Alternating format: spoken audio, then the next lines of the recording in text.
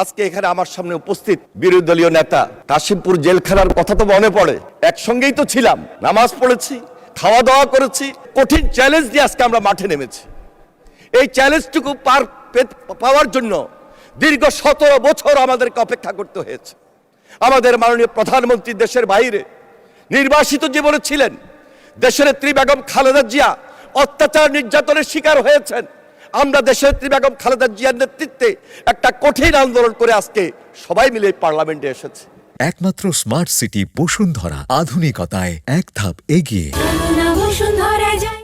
ঐক্যটা খুব জরুরি। ঐক্যের উপর আমাদেরকে ভর করতে হবে, ঐক্যটা নিয়ে আমাদেরকে এগিয়ে যেতে হবে। সেজন্য আমি মনে করছি আজকে এখানে আমার সামনে উপস্থিত বিরোধী দলীয় নেতা কাশিমপুর জেলখানার কথা তো মনে পড়ে। একসঙ্গেই তো ছিলাম, ভিন্ন তো ছিলাম না। নামাজ পড়েছি, খাওয়া দাওয়া করেছি, আলোচনা করেছি এবং ফ্যাসিস্ট থেকে মুক্ত হওয়ার জন্য কৌশল নির্ধারণ করেছি। আবার যাব ইনশাআল্লাহ। আমরা সেই দায়িত্বশীল সরকার, আমরা সেই দায়িত্বশীল প্রধানমন্ত্রীর নেতৃত্বে রয়েছে। আবার আমাদেরকে যেতে হবে না, কারণ এদেশের মানুষ তারেক রহমানের সঙ্গে আছে, এদেশের মানুষ প্রেসিডেন্ট জিয়ার সঙ্গে ছিল, এদেশের মানুষ বেগম খালেদা জিয়ার নেতৃত্বে ছিল।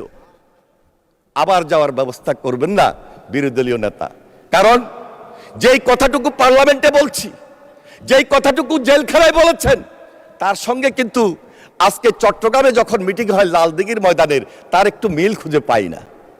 মিলটা খুঁজে জাতিকে দেওয়ার জন্য দায়িত্ব আপনাদেরকেও নিতে হবে।